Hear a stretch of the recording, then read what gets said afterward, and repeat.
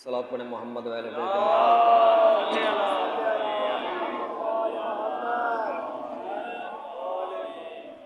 اعوذ باللہ من الشیطان اللعین الرجیم، بسم اللہ الرحمن الرحیم، وبہ نستعین وہو خیر الناصر والمعین۔ دوستان و بزرگان، جس مسئلے پہ اب ہمیں بحث کرنی ہے وہ مسئلہ جمع بین الصلاتین ہے کہ ہم شیعہ حضرات دو نمازوں کو اکٹھا کیوں پڑھتے ہیں، اور ظاہر ہے کہ اس میں جو دوسرے مکاتب فکر کے لوگ ہیں اہل سنت والجماعت، وہ بھی ہم پر اعتراض کرتے ہیں کہ آپ لوگ بغیر کسی وجہ کے، بغیر کسی سبب کے آپ دو نمازوں کو اکٹھا پڑھتے ہیں۔ سب سے پہلے یہ بات عرض کرنا ضروری ہے کہ پڑھ سکتے ہیں، علیحدہ پڑھنا صحیح ہے۔ اگر آپ علیحدہ پڑھیں گے تو اس میں زیادہ فضیلت ہے اور زیادہ ثواب ہے، لیکن ہم اکٹھا پڑھ لیتے ہیں عموماً، چونکہ نماز جماعت ہوتی ہے اور نماز جماعت میں ہم شرکت کرتے ہیں، لہذا دونوں کو ہم ملا کر پڑھ لیتے ہیں، تو ظاہر جماعت کے ساتھ نماز پڑھنا زیادہ افضل ہے۔ یعنی ہم بھی دونوں نمازوں کو علیحدہ پڑھ سکتے ہیں اور علیحدہ پڑھنا زیادہ ثواب ہے۔ بات یہ ہے کہ ہم ملا کر جو نماز پڑھتے ہیں یہ جائز ہے یا جائز نہیں ہے۔ اگر جائز ہے تو آیا ہم اپنی مرضی سے کرتے ہیں یا جناب رسول خدا صلی اللہ علیہ وآلہ وسلم نے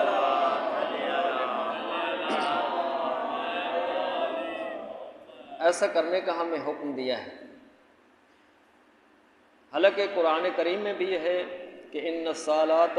کانت علی المؤمنین کتابا موقوتا، کہ مومنین پر وقت مقررہ میں نماز فرض کی گئی ہے، لذا جو نماز کے اپنے مقررہ وقت ہے، جو ظہر کا، عصر کا، مغرب کا، عشاء کا، آپ اس وقت پر نماز پڑھیں۔ تو آیا ملا کر پڑھنا، اکٹھا پڑھنا جائز ہے یا جائز نہیں ہے؟ تو اس میں ہم اہل سنت کی کتابوں سے،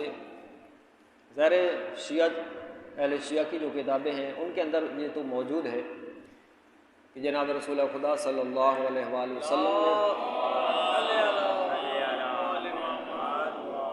دو نمازوں کو ملا کر پڑھا ہے اور پڑھنے کی اجازت بھی دی ہے، کیونکہ ان کا فعل ہمارے لیے کافی ہے۔ چونکہ رسول اللہ کا فعل،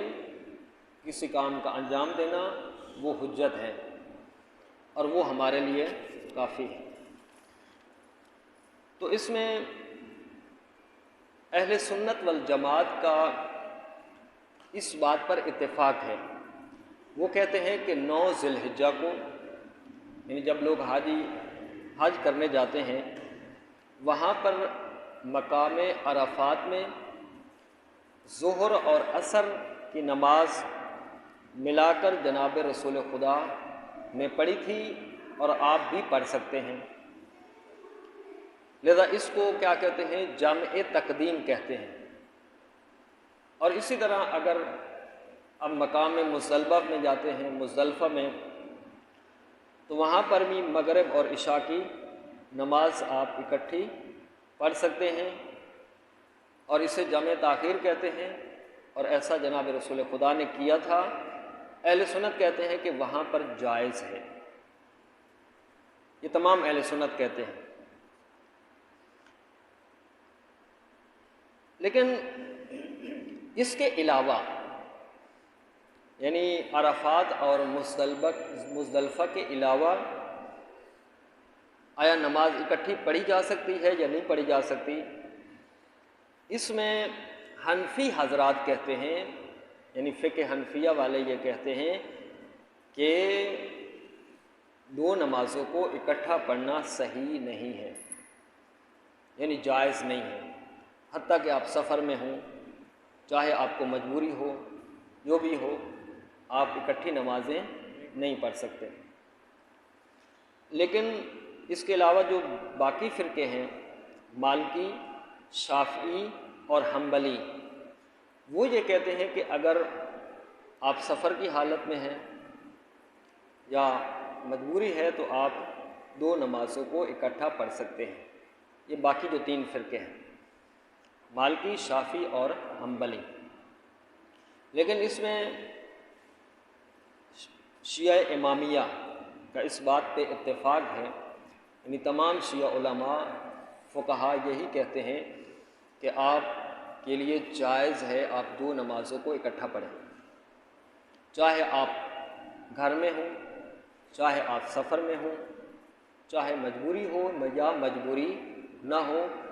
تمام صورتوں میں آپ نماز اکٹھی پڑھ سکتے ہیں۔ اب دیکھتے ہیں کہ اہل سنت کی کتابوں میں آیا ایسا ہے کہ ہم دو نمازوں کو اکٹھا پڑھیں؟ اس میں جو پہلی روایت ہے، یہ روایت صحیح مسلم جلد نمبر 2 اور باب کتاب الصلاۃ، باب الجمع بین الصلاتین فی الحضر، صحیح مسلم جلد نمبر 2، اس کے اندر یہ حدیث موجود ہے۔ اور یہ حدیث سعید ابن جبیر عن ابن عباس، ابن عباس سے یہ روایت ہے کہ وہ کہتا ہے کہ قال صلیت مع النبی ثمانیا جمیعا، کہ میں نے جناب رسول خدا صلی اللہ علیہ وآلہ وسلم کے ساتھ ظہر اور عصر کی نماز کو اکٹھا پڑھا جناب رسول خدا کے ساتھ، یعنی جناب رسول خدا صلی اللہ علیہ وسلم نے دو نمازوں کو، ظہر اور عصر کو اکٹھا پڑھا، اور میں نے بھی ان کے ساتھ ظہر اور عصر کو اکٹھا پڑھا۔ اور یہی روایت مسند احمد بن حنبل، مسند احمد بن حنبل جلد نمبر 1 اور مسند عبداللہ ابن عباس، ٹھیک ہے، یعنی احمد بن حنبل نے اپنی مسند میں ابن عباس سے روایت کی ہے۔ وہ کہتا ہے کہ جب جناب رسول خدا صلی اللہ علیہ وآلہ وسلم مدینے میں مقیم تھے، یعنی مسافر نہیں تھے، سفر کی حالت میں نہیں تھے، تو آپ نے 8 رکعتیں اکٹھی پڑھی، یعنی ظہر اور عصر کی دونوں ملا کر پڑھی۔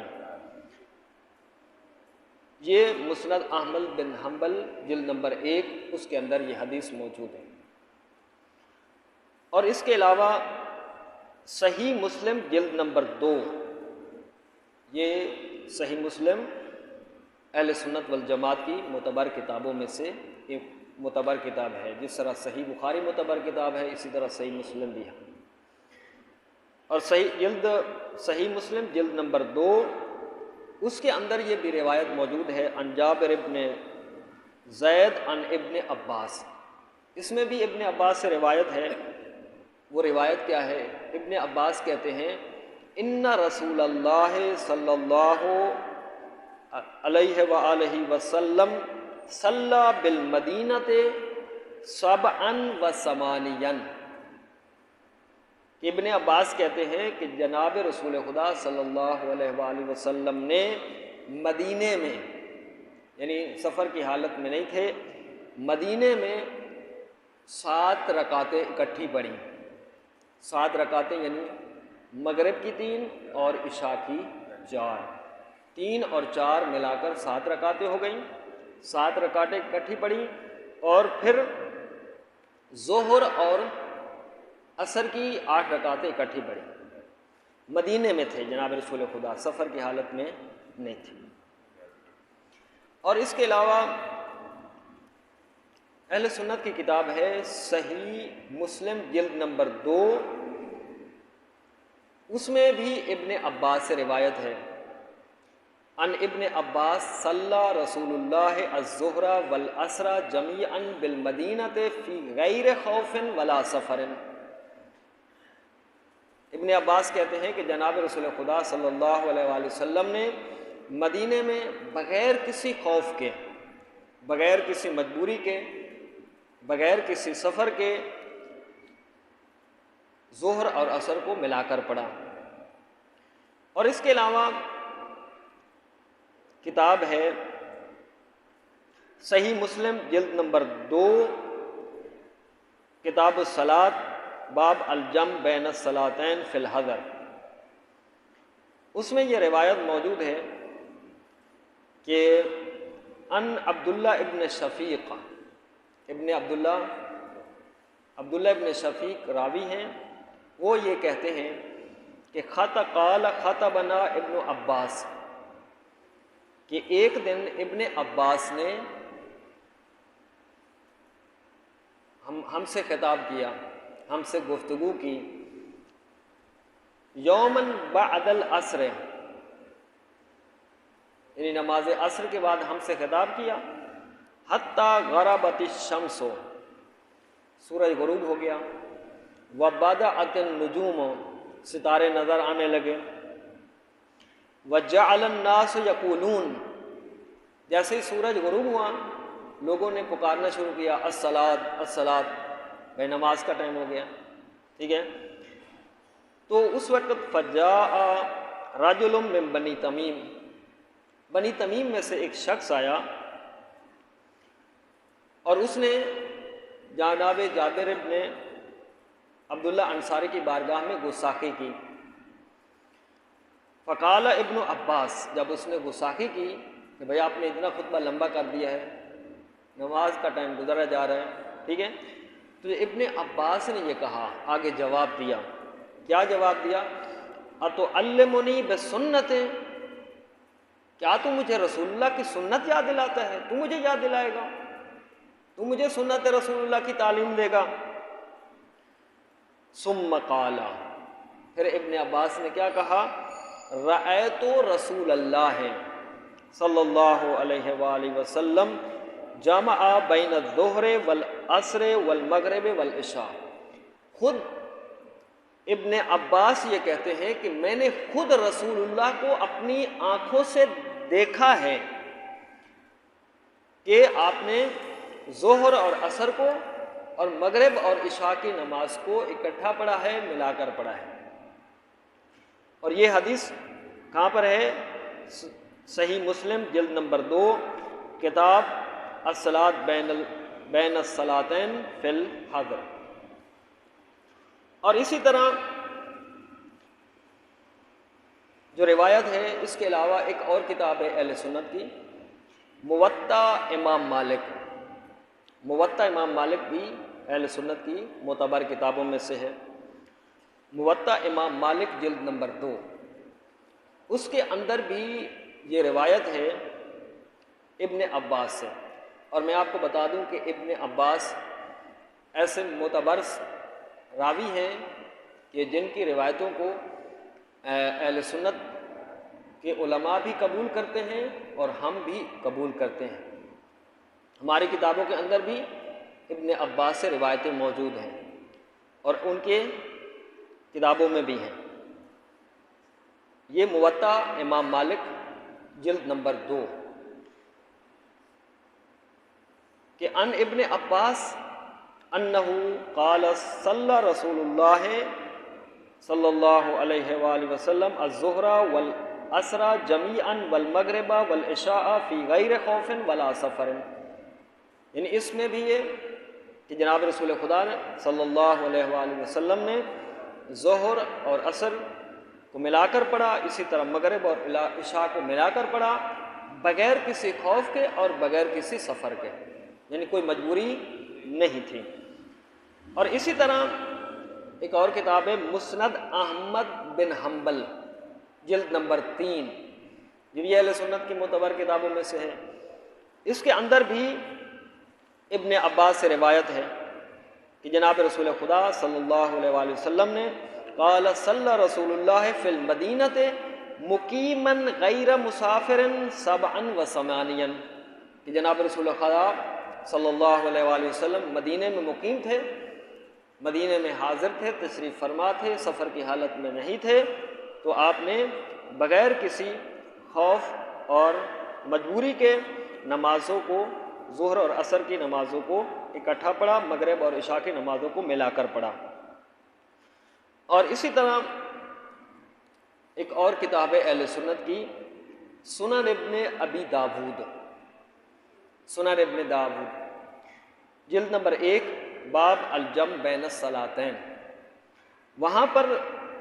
اس کتاب کے اندر سنن ابن ابی داود کے اندر یہ روایت ہے عن سعید ابن جبیر عن عبداللہ ابن عباس، یعنی سعید ابن جبیر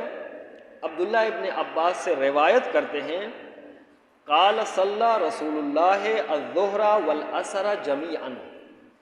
والمغرب والعشاء جمیعا فی غیر خوف ولا سفر، کہ جناب رسول خدا صلی اللہ علیہ وآلہ وسلم نے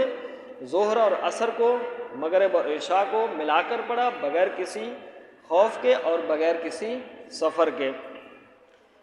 اور آخر جو روایت ہے سنن نسائی، یہ بھی اہل سنت کی معتبر کتابوں میں سے ہے، یعنی معتبر اس کو جانتے ہیں، سنن نسائی جلد نمبر 1، اس میں بھی یہی روایت ہے کہ صلی رسول اللہ صلی اللہ علیہ وآلہ وسلم الظہر والعصر جمیعا والمغرب والعشاء جمیعا من غیر خوف ولا سفر، نمازوں کو ملا کر پڑھا۔ اب اس کے علاوہ جو اہل سنت کی جو معتبر کتاب ہے صحیح بخاری، جو آپ بیشتر نام سنتے رہتے ہیں، باقی کتابوں کا نام تو کم سنتے ہیں، صحیح مسلم، موطا امام مالک، سنن ابن ابی داود، بخاری کا نام آپ زیادہ سنتے رہتے ہیں، کہ صحیح بخاری جلد نمبر 1، اس میں باب ہے باب تاخیر الظہر الی العصر، اس میں یہ روایت ہے عن جابر ابن زید عن ابن عباس، یعنی جابر نے زید سے روایت کی ہے اور زید نے ابن عباس سے روایت کی ہے۔ کیا کہا کہ ان النبی صلی اللہ علیہ وآلہ وسلم صلی بالمدینۃ 87 الظہر والعصر والمغرب والعشاء، کہ جناب رسول خدا صلی اللہ علیہ وآلہ وسلم سفر کی حالت میں نہیں تھے، مدینے میں تشریف فرما تھے، 7 نمازوں کو 7 رکعتیں اکٹھی پڑھی، مغرب اور عشاء کی، اسی طرح ظہر اور عصر کی 8 رکعتیں ملا کر پڑھی۔ ٹھیک ہے، اب اس کے علاوہ ایک اور کتاب ہے معجم کبیر، یہ بھی اہل سنت کی کتاب ہے، جس کو طبرانی نے لکھا ہے۔ ٹھیک ہے، اس کے اندر روایت جو ہے وہ ابن مسعود سے روایت ہے، ابن مسعود صحابی ہیں، جلیل القدر صحابی ہیں رسول اللہ صلی اللہ علیہ وآلہ وسلم کے، اور وہ یہ کہتے ہیں کہ ابن عباس کہتا ہے کہ پیغمبر اسلام صلی اللہ علیہ وسلم نے مدینے میں ظہر اور عصر، مغرب اور عشاء کو ملا کر پڑھا، اکٹھا پڑھا، تو پھر جب اکٹھا پڑھا تو رسول اللہ سے نماز کے بعد سوال کیا گیا، یا رسول اللہ آپ نے ایسا کیوں کیا ہے، 2 نمازوں کو آپ نے اکٹھا کیوں پڑھا ہے؟ تو رسول اللہ صلی اللہ علیہ وآلہ وسلم نے جواب دیا کہ میں نے 2 نمازوں کو اس لیے ملا کر پڑھا ہے تاکہ میری امت پر کوئی سختی اور حرج نہ ہو اور کوئی مشقت نہ ہو، تاکہ ان پر کوئی بوجھ نہ ہو، ان پر کوئی مشقت نہ ہو، تاکہ میری امت پر سختی نہ ہو، اس لیے میں نے نمازوں کو اکٹھا پڑھا ہے اور اپنی امت کو یہ سنت دے کے جا رہا ہوں کہ تم بھی اکٹھا پڑھ سکتے ہو۔ اور جو صحیح مسلم جلد نمبر 2 میں بھی ابن عباس سے روایت ہے، اس میں بھی یہ راوی نے سوال کیا کہ راوی کہتا ہے کہ میں نے ابن عباس سے پوچھا کہ رسول اللہ نے ایسا کیوں کیا ہے؟ تو ابن عباس نے آگے جواب دیا کہ جناب رسول خدا صلی اللہ علیہ وآلہ وسلم نے 2 نمازوں کو ملا کر اس لیے پڑھا اور پڑھایا ہے تاکہ اپنی امت کو سختی سے، تنگی سے نجات دے سکیں۔ تو اس میں دیکھیں کوئی شک نہیں ہے کہ جناب رسول خدا صلی اللہ علیہ وآلہ وسلم حجت خدا ہیں، اللہ کے نبی ہیں، اور قرآن کریم نے ان کی اطاعت اور پیروی کا حکم دیا ہے، اور جو رسول اللہ کی اطاعت کرے گا وَمَن يُطِعِ الرَّسُولَ فَقَدْ أَطَاعَ اللَّهَ، جو رسول اللہ کی اطاعت کرے گا گویا اس نے اللہ کی اطاعت کی ہے، ٹھیک ہے۔ تو لذا جناب رسول خدا صلی اللہ علیہ وآلہ وسلم کا قول جس طرح حجت ہے، یعنی جو وہ فرما دیں وہ حجت ہے، اس پر عمل کرنا ضروری ہے، اور اسی طرح جو رسول اللہ ہمیں کر کے دکھا دیں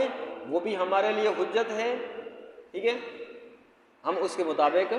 کیا کریں گے؟ عمل کریں گے۔ اسی طرح تقریر رسول اللہ ہے، یعنی جس طرح قول حجت ہے، ان کا کہنا حجت ہے، اسی طرح ان کا کرنا بھی حجت ہے۔ اسی طرح اگر رسول اللہ کے سامنے کوئی ایسا کام کیا جائے اور رسول اللہ جو ہے وہ اس کام کو دیکھ کر خاموش ہو جائیں، تو ان کا خاموش ہونا اس بات کی دلیل ہے کہ رسول اللہ کی رضا اسی میں ہے، ان کی خوشنودی اسی میں ہے، وہ اس بات پہ راضی ہیں۔ وصلی اللہ علی محمد وآلہ الطاہرین، اللہم صلی علی محمد وآل محمد وعجل فرجہم۔